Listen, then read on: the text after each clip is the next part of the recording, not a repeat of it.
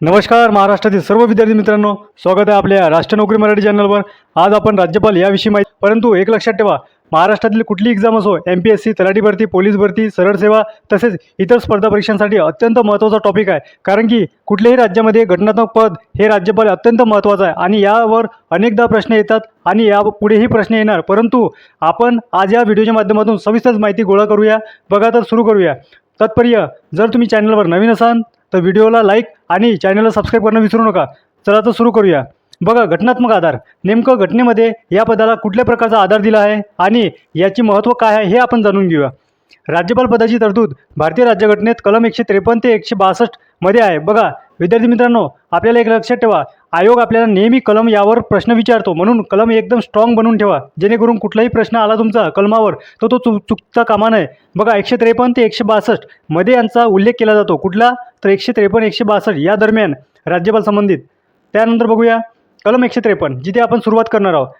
प्रत्येक राज्याला एक राज्यपाल असतो। बघा काय म्हटलं यामध्ये, प्रत्येक राज्याला एक राज्यपाल असतो, परंतु एक लक्षात ठेवा, एक व्यक्ती एकापेक्षा अधिक राज्यासाठी नियुक्ती होऊ शकतो। यामध्ये स्पष्ट मेन्शन केलं आहे। यासाठी एक घटनादुरुस्ती देखील झालेली आहे, ती म्हणजे 7वी घटनादुरुस्ती 1956 मध्ये। बघा, एक व्यक्ती किंवा त्यापेक्षा अधिक राज्यांसाठी नियुक्त होऊ शकतो, हे देखील महत्त्वाचं आहे। परंतु एक लक्षात ठेवा, यामध्ये आपण हा प्रश्नाचा आधार घेत असतो तेव्हा आपल्या लक्षात यायला पाहिजे की यासाठी एक घटनादुरुस्ती आहे, त्यासाठी ती घटनादुरुस्ती अनेकदा विचारलेली आहे आणि हा आधार घेत असताना आपल्या लक्षात यायला पाहिजे ते म्हणजे एकच व्यक्ती हा 2 राज्याचा राज्यपाल असू शकतो, जसं की रिसेंटली महाराष्ट्रामध्ये झालेलं आहे। हे देखील नोट डाऊन करा। आता बघा, नियुक्ती म्हणजेच अपॉइंटमेंट, हे का बरं महत्त्वाचं आहे हे देखील पाहू। राज्यपालाची नियुक्ती भारताचे राष्ट्रपती करते। बघा अनेक प्रश्नामध्ये आपल्याला हे पॉईंट दिलेले आहे, तिथे आपल्याला मुख्यमंत्री, राज्यपाल, प्रधानमंत्री अशा प्रकारचे दिले जाते। परंतु एक लक्षात ठेवा, तुम्हाला एक डायग्रामच्या माध्यमातून समजून देतो मी। बघा, राष्ट्रपती म्हणजेच प्रेसिडेंट हे अपॉइंटमेंट कोणाची करते, तर बघा राज्यपाल म्हणजेच गव्हर्नरची करते, सोबतच राज्याचे मुख्य न्यायाधीश मुख्य न्यायाधीश जे असतात त्यांची देखील नियुक्ती राष्ट्रपती करत असते। हे देखील महत्त्वाचं आहे। आता यामध्ये आपल्याला दर्शवलेलं आहे जे म्हणजे नियुक्ती। बघा, राज्यपालची नियुक्ती कोण करते, ते म्हणजे राष्ट्रपती। यांचा उल्लेख कलम 155 मध्ये आहे। बघा, नियुक्तीचा उल्लेख कुठल्या कलममध्ये आहे, ते म्हणजे 155। सोबतच आपण लक्षात घेऊ, राज्यपाल हा निवडून येत नाही। बघा, आपण सर्वजण 18 वर्षाच्या प्लस असणार, परंतु एक लक्षात ठेवा, तुम्ही जेव्हाही वोटिंग करता त्यामध्ये तुम्ही राज्याचे विधिमंडळाचे सदस्य, त्याचे कायदेमंडळाचे सदस्य यामध्ये निवडणूक करतात, जसे आमदार आणि खासदार याप्रमाणे।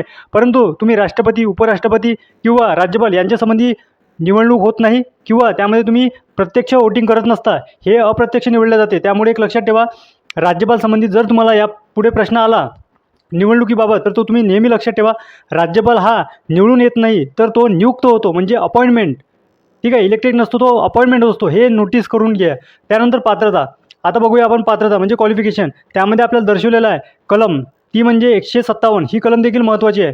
राज्यपाल होण्यासाठी तो भारताचा नागरिक असावा। बघा, ही कंपल्सरी आहे, म्हणजेच कुठलाही व्यक्ती जर का राज्यपाल या पदी नियुक्त होत असेल तर तो भारताचा नागरिक असावा, ही कंपल्सरी आहे। त्यानंतर त्यांचे वय किमान 35 वर्षे असावे। आपण मागच्या लेक्चरमध्ये पाहिलेलं आहे राष्ट्रपतीविषयी, त्यांच्या वयाची किमान वर्षे आपल्याला दर्शवलेली आहे, ती म्हणजे 35 वर्ष। सोबतच लक्षात ठेवा, ॲज कम्पेअर टू राष्ट्रपती आणि राज्यपाल यांचे वय दोघांचेही सारखे आहे, ते म्हणजे 35 वर्ष।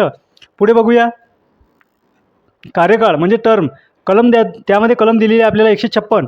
बघा, प्रत्येक कलम तुम्ही चांगल्या तरीकेनं करून ठेवा, जेणेकरून येणाऱ्या एक्झाममध्ये तुम्हाला त्याचा फायदा 110% होणार। यानंतर पुढे बघूया आपण, राज्यपालाचा कार्यकाळ 5 वर्षाचा असतो। बघा, हे लाईन तुमच्यासाठी महत्त्वाची आहे आणि त्यानंतर सेकंड लाईन हे त्याच्यापेक्षा अत्यंत महत्त्वाचे आहे। राज्यपालाचा कार्यकाळ 5 वर्षाचा असतो, परंतु तो राष्ट्रपतीच्या इच्छेनुसार असतो, हे लक्षात ठेवा, अत्यंत महत्त्वाचं आहे। का बरं महत्त्वाचं आहे, पदावर राहतो। त्यानंतर बघा, म्हणजेच 5 वर्ष पूर्ण होण्यापूर्वीच त्याला हटवता येते। आता बघा, राष्ट्रपती यांचं मत काय यांच्यामध्ये किंवा राष्ट्रपती यांचं स्टँड काय यामध्ये आपण ते बघणार आहोत। राज्यपालांचं साधारणपणे कार्यकाळ हा 5 वर्ष असतो, परंतु 5 वर्ष होण्याच्या आधी राष्ट्रपती त्यांना हटवू शकतो पदावरून, हे देखील महत्त्वाचं आहे। आता बघूया आपण त्यांची शपथ, तर कलम 159 मध्ये दिलेली आहे। राज्यपालाची शपथ उच्च न्यायालयाचे मुख्य न्यायाधीश देतात। बघा, हे व्हेरी MP आहे। यामध्ये तुम्ही एक नोट डाऊन करा, ते म्हणजे तुम्हाला अनेक पेपरमध्ये हा प्रश्न आलेला असेल, कसा, तर राज्यपालांना कोण शपथ देतो, तर बघा इथे काय दिलेलं आहे, उच्च न्यायालयाचे मुख्य न्यायाधीश। आणि यामध्ये एक तुम्ही नोट डाऊन करा, ते म्हणजे बघा, न्यायालयाचे मुख्य न्यायाधीश, उच्च न्यायालयाचे मुख्य न्यायाधीश हे कोणाला शपथ देते, तर राज्यपालाला। आणि राज्यपाल कोणाला शपथ देतो, तर यांना म्हणजेच मुख्य न्यायाधीशांना अल्टरनेट हे शपथ देत असतात, हे देखील नोट डाऊन करा. त्यानंतर बघा राज्यपालाचे अधिकार. आता आपण बघूया पॉवर ऑफ गव्हर्नर. तर बघा राज्यपालाचे अधिकार 4 प्रकारे असतात. आता कुठले कुठले 4 प्रकार ते देखील पाहूया आपण. कार्यकारी अधिकार. बघा यामध्ये मेन्शन केलेला आहे कार्यकारी अधिकार म्हणजेच एक्झिक्युटिव्ह पॉवर्स. मुख्यमंत्री नियुक्त करत असते. बघा मुख्यमंत्री नियुक्त करत असते. आता यामध्ये स्पष्ट दिलेलं आहे आपल्याला. तर यापुढे अगर तुम्हाला प्रश्न आला असेल मुख्यमंत्र्यांची नियुक्ती कोण करते, तर सरळ तुम्ही आन्सर देसाल राज्यपाल. आणि त्याच्यासोबतच एक लक्षात ठेवा, इतर मंत्र्यांची नियुक्ती म्हणजेच मुख्यमंत्र्याच्या सल्ल्यानुसार. कोणाच्या सल्ल्यानुसार? ते म्हणजे मुख्यमंत्र्याच्या सल्ल्यानुसार इतर मंत्र्यांची नियुक्ती करते. परंतु कोण करते? ते म्हणजेच गव्हर्नर, राज्यपाल, राज्यातील महाधिवक्ता. बघा हे महत्त्वाचं पद आहे. राज्यातील महाधिवक्ता, ॲडव्होकेट जनरल यांची देखील नियुक्ती कोण करत असते? राज्यपाल. बघा हे एकदम महत्त्वाचं आहे. आणि यांच्याबाबत आणखी अगर माहिती करतो म्हणजे तर बघा जसं की राज्यपाल हे कोणाच्या मर्जीनुसार पद आहे, तर राष्ट्रपतीच्या. त्याचप्रमाणे महाधिवक्ता हे देखील मर्जीप्रमाणे पद आहे. कोणाच्या? तर राज्यपालांच्या. म्हणजेच यांची अपॉइंटमेंट कोण करत असते? राज्यपाल. आणि यांचा पदकाळ म्हणजे कार्यकाळ किती राहणार हे देखील ठरवत असते राज्यपाल. मानधन देखील राज्यपालच ठरवते. कोणाचं? तर महाधिवक्ता यांचं, ॲडव्होकेट जनरलचं. राज्य निवडणूक आयुक्त नियुक्त करणे. बघा राज्याचे जे निवडणूक आयुक्त असतात त्यांची नियुक्ती करणे हे कोणाचं कर्तव्य आहे? तर राज्यपालांचं. त्यानंतर बघू आपण विधायी अधिकार, लेजिस्लेटिव्ह पॉवर. यामध्ये काय दिलेलं आहे? विधानसभेचे अधिवेशन बोलावणे व स्थगिती करणे. स्पष्ट मेन्शन केलेलं आहे मित्रांनो. विधानसभेचे अधिवेशन कोण बोलावत असतो? तर त्यामध्ये आपल्याला लक्षात येणार राज्यपाल. हे प्रश्न आपल्याला मल्टीलायनरमध्ये MPSC ग्रुप बी आणि ग्रुप सी यामध्ये घुमून फिरून विचारून जातात. कसे? तर बघा विधानसभेचे विसर्जन कोण करते? तर ते देखील राज्यपाल. विधेयकावर सही कोण करते? तर देखील राज्यपाल. बघा यामध्ये एक मेन्शन आहे, ते म्हणजे बघा कुठल्याही राज्यात विधिमंडळ असते आणि ते कायदे तयार करते. परंतु ते कायद्याचे रूपांतर होण्यासाठी राज्यपालांची सिग्नेचर महत्त्वाची असते आणि ते विधेयकावर सही करतात. कोण? तर राज्यपाल. पुढे बघूया विधेयक राष्ट्रपतीकडे राखून ठेवणे. बघा हे एकदम महत्त्वाचे आहे. विधेयक राष्ट्रपतीकडे राखून ठेवण्याचे काम कोण करतात? ते म्हणजे राज्यपाल. पुढे बघूया धन विधेयक, मनी बिल फक्त राज्यपालाच्या शिफारसीनेच सादर होत असते. हे व्हेरी इम्पॉर्टंट लाईन आहे. बघा कुठलेही मनी बिल असो त्यामध्ये राज्यपालांची शिफारस आवर्जून असते. म्हणजेच बघा कुठलेही मनी बिल त्यामध्ये मागणी अगर असेल तर त्यामध्ये राज्यपालाची शिफारस ही आवश्यक असते. त्याशिवाय ते बिल विधिमंडळात सादर करता येत नाही. हे एकदम महत्त्वाचं आहे.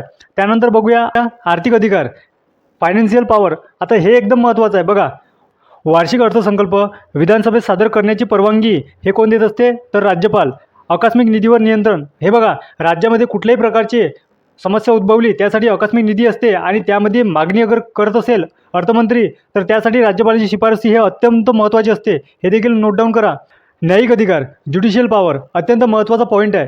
शिक्षा माफी, स्थगिती, दंड कमी करणे यासाठी आपल्याला आर्टिकल दिलेला आहे, ते म्हणजे 161. जर आपण याला राष्ट्रपतीसंग कम्पेअर केलं तर राष्ट्रपतीचा दयेचा अधिकार 72 या कलमानुसार आहे. आणि जर आपण ॲज कम्पेअर टू राष्ट्रपती आणि राज्यपाल यांच्यामध्ये अगर डिफरन्स चेक केला तो म्हणजे आर्टिकल 161. यामध्ये राज्यपालांना दयेचा अधिकार आहे. हा एकदम महत्त्वाचा पॉईंट आहे. सोबतच राज्यपाल हा राज्याचा घटनात्मक प्रमुख असतो. जर विद्यार्थी मित्रांनो तुम्ही जुने पेपर किंवा रिसेंटली झालेले पेपर यामध्ये अगर पाहिलं असेल तर तुम्हाला हा प्रश्न कित्येकदा आलेला दिसून येतो की राज्यपाल राज्याचा घटनात्मक प्रमुख असतो. यामध्ये तुम्हाला अलटून पलटून प्रश्न विचारू शकते. राज्यपाल हा राज्याचा घटनात्मक प्रमुख नसतो किंवा वास्तविक प्रमुख असतो, अशा प्रकारचे प्रश्न विचारू शकते. प्रश्न नोट डाऊन करत चला, जेणेकरून तुम्हाला येणाऱ्या एक्झाममध्ये अशा प्रकारचा प्रश्न आला तर तुमच्या लक्षात येणार राज्यपाल हे फक्त आणि फक्त घटनात्मक प्रमुख असतात आणि वास्तविक प्रमुख आपल्याला लक्षात येणार ते म्हणजे मुख्यमंत्री. बघा प्रत्यक्ष सत्ता मुख्यमंत्र्याकडे असते, तो केंद्राचा प्रतिनिधी मानला जातो. तर बघा राज्यपाल हे काय असते माहिती आहे काय? केंद्राचा प्रतिनिधी दुहेरी भूमिका बजावत असते. राज्यघटनेनुसार तो मंत्रिमंडळाच्या सल्ल्यानुसार काम करतो. बघा जे राज्यघटनेत मेन्शन केलेलं आहे त्यानुसार मंत्रिमंडळाचा सल्ल्यानुसार काम करतो. परंतु एक गोष्ट एकदम व्हेरी MP आहे, मंत्रिमंडळाचा सल्ला हा राज्यपालावर बंधनकारक असतो काय? तर नाही. राष्ट्रपतीप्रमाणे राज्यपालावर मंत्रिमंडळाचा सल्ला हा बंधनकारक नसतो. हे देखील नोट डाऊन करत चला. हे एकदम व्हेरी MP आहे. पुढे बघूया आपण राष्ट्रपती राजवट. बघा आपण याच्या आधीच्या लेक्चरमध्ये राष्ट्रीय आणीबाणी, राष्ट्रपती राजवट म्हणजेच राज्य आणीबाणी, त्यानंतर आर्थिक आणीबाणी यामध्ये शिकलेलो आहोत. परंतु आता बघा 365 राष्ट्रपती राजवट म्हणजेच राज्यामध्ये जेव्हा आणीबाणी घोषित होते त्यामध्ये राष्ट्रपती राजवट असते. परंतु ते कशी लागू होते, त्यामध्ये राज्यपालांचा रोल काय असतो हे देखील महत्त्वाचं आहे. जर राज्यात घटनात्मक यंत्रणा, बघा इथे स्पष्ट मेन्शन केलेले आहे कुठल्या कारणास्तव लागत असतो. जर राज्यात घटनात्मक यंत्रणा कोंडाळली म्हणजेच काय होते, जेव्हा घटनात्मक पद मंत्री, मुख्यमंत्री, मंत्रिमंडळ किंवा अशा प्रकारचं ते जेव्हा कोंडाळते किंवा कोलमंडून जाते तर राष्ट्रपतींना अहवाल सादर करतो. तर बघा यासाठी राज्यपाल असतो जो की राष्ट्रपतींना अहवाल सादर करतो. Very IMP. ठीक आहे. त्यावरून राष्ट्रपती राजवट लागू शकते. परंतु एक लक्षात ठेवा, राष्ट्रपतीला राज्यात राजवट लागू करण्यासाठी म्हणजेच राष्ट्रपती राजवट 356 नुसार राज्यात लागण्यासाठी राज्यपालाची शिफारस आवश्यक असते का? तर नाही, आवश्यक नसते. हे देखील नोट डाऊन करत चला. पुढचा मुद्दा आहे तो म्हणजे राज्यपाल हे पद औपचारिक वाटले तरी त्याचे घटनात्मक महत्त्व फार मोठे आहे. बघा यामध्ये एकदम मेन्शन केलेलं आपल्याला हे औपचारिक पद वाटले तरी त्यांचं घटनात्मक महत्त्व फार आहे, कारण की घटनात्मक पद आहे ते. आता काही आपण प्रश्न घेणार आहोत या लेक्चरवर, जे आपण लेक्चरमध्ये शिकलेलो आहोत त्या माध्यमातून आपण 10 प्रश्न घेणार आहोत, जेणेकरून तुमची प्रॅक्टिस हे चांगल्या रीतीने होणार आणि तुम्ही प्रत्येक प्रश्नाचं उत्तर हे कमेंट बॉक्समध्ये जरूर द्या. बघा पहिला प्रश्न, राज्यपालाची नियुक्ती कोण करत असते? आता बघा यामध्ये आपल्याला ऑप्शन अशाच प्रकारे परीक्षामध्ये देखील देणार आहे. प्रधानमंत्री, मुख्यमंत्री, राष्ट्रपती आणि विधानसभेचे अध्यक्ष. बघा स्पष्ट मी तुम्हाला ॲरो काढून दाखवलेला आहे की राष्ट्रपती म्हणजेच प्रेसिडेंट हे कोणाची नियुक्ती करत असते, तर ते बघा राष्ट्रपती हे कोणाची नियुक्ती करत असते, तर राज्यपालांची. तर यामुळे हा प्रश्नाचं उत्तर होणार ते म्हणजे राष्ट्रपती. आणि एक लक्षात ठेवा, इथे काय विचारलं आहे? नियुक्ती हा शब्द देखील लक्षात ठेवा. पुढे बघूया, राज्यपाल पदासाठी किमान वय किती असावे? तर बघा यामध्ये मेन्शन केलं आहे ते म्हणजे 35 वर्ष. आणि सोबत लक्षात ठेवा राष्ट्रपती, उपराष्ट्रपती यांना देखील 35 वर्षच मेन्शन आहे. पुढचा प्रश्न, राज्यपालाचा कार्यकाळ किती असतो? तर बघा या प्रश्नाचं उत्तर आहे ते म्हणजे 5 वर्ष, बी ऑप्शन. परंतु ते कोणाच्या मर्जीवर असते? राष्ट्रपतीच्या. हे देखील नोट डाऊन करत चला. पुढचा प्रश्न, राज्यपालाची शपथ कोण देते? राज्यपालाला शपथ कोण देते हे आपण पाहिलेलं आहे. तर बघा यामध्ये आपल्याला मुख्यमंत्री दाखवलेला आहे, राष्ट्रपती दाखवला आहे, उच्च न्यायालयाचे मुख्य न्यायाधीश. तर बघा या प्रश्नाचं उत्तर आहे मुख्य न्यायालयाचे मुख्य न्यायाधीश. परंतु एक लक्षात ठेवा, उच्च न्यायालयाचे मुख्य न्यायाधीशांना शपथ कोण देते? तर त्यांना शपथ देते राज्यपाल. म्हणजे अल्टून पलटून हे एकमेकांना शपथ देत असते. हे देखील नोट डाऊन करा. परंतु राज्यपाल आणि मुख्य न्यायाधीश यांना नियुक्त कोण करते, यांची नियुक्ती कोण करते? ते म्हणजे राष्ट्रपती. हे बारीक सारीक जे पॉईंट आहे विद्यार्थी मित्रांनो, हेच तुम्हाला परीक्षेमध्ये घुमून फिरून विचारत असते.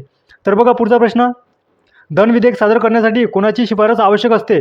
तर बघा धन विधेयक, आता हे धन विधेयक कशाबाबत विचारलं आहे? तर हे राज्याबद्दल विचारलेलं आहे. त्यामुळे त्याचा आन्सर काय होणार ते म्हणजे राज्यपाल. आणि जेव्हा आपल्याला हेच धन विधेयक अगर केंद्राबाबत विचारलं तर तेव्हा उत्तर राहणार राष्ट्रपती. हे देखील नोट डाऊन करत चला. राज्यपालाला शिक्षा माफी देण्याचा अधिकार कोणत्या कलमानुसार आहे? तर बघा या प्रश्नाचं उत्तर आहे ते म्हणजे सी ऑप्शन 161. आणि जेव्हा राष्ट्रपती विचारलं तर त्याचं कलम आहे 72. बघा दयाचा अधिकार आपल्याला दर्शवलेला आहे तो म्हणजे 72 राष्ट्रपती, सोबत 161 राज्यपाल. आता पुढचा प्रश्न बघूया, राज्यपाल कोणाच्या प्रतिनिधित्व मानला जातो? तर बघा प्रतिनिधित्व पण तो कोणाचा करत असतो? ते म्हणजे केंद्र सरकारचा. बघा दुहेरी भूमिका आपण लेक्चरमध्ये पाहिलेला आहे. पुढचा प्रश्न, राष्ट्रपती राजवट कोणत्या कलमानुसार लागू होते? तर बघा यामध्ये आपल्याला दिलेलं आहे 356. हे कलम अत्यंत महत्त्वाचे आहे. 356 नुसार राज्यात राष्ट्रपती राजवट लागू होते. पुढचा प्रश्न, राज्यपाल कोणत्या प्रकारचा मुख्य असतो? तर बघा हा प्रश्न व्हेरी IMP आहे, अनेकदा आलेला प्रश्न आहे. बघा वास्तविक आहे का तो, कार्यकारी आहे, घटनात्मक आहे, राजकीय प्रमुख आहे? तर बघा या प्रश्नाचं उत्तर आहे ते म्हणजे माहिती आहे का, घटनात्मक प्रमुख आहे, कारण की घटनेत ते पद मेन्शन आहे. यासाठी आपल्याला कलमा दिलेली आहे 153 ते 162 या दरम्यान दिलेलं आहे. तर म्हणून हे पद कसं आहे तर घटनात्मक पद आहे. बघा पुढचा प्रश्न, राज्यपालाचा उल्लेख राज्यघटनेच्या कोणत्या भागात आहे? प्रश्न एकदम इम्पॉर्टंट आहे. बघा यामध्ये आपल्याला मेन्शन केला आहे तो म्हणजे भाग 6. बघा राज्य सरकार हा विषय किंवा हा कुठल्या भागमध्ये येतो तर हा 6 भागमध्ये येतो. आणि केंद्र सरकार हा विषय जर विचारला आपल्या तर तो भाग क्रमांक 5 मध्ये येतो. हे देखील नोट डाऊन करत चला. आणि विद्यार्थी मित्रांनो, व्हिडिओ आवडल्यास व्हिडिओला लाईक करा, चॅनलला सबस्क्राईब करा आणि सोबतच बेल आयकॉन ऑन करा, जेणेकरून नवीन व्हिडिओची नोटिफिकेशन तुमच्यापर्यंत योग्यरित्या पोहोचणार. भेटूया अशाच पुढच्या व्हिडिओत. तोपर्यंत धन्यवाद.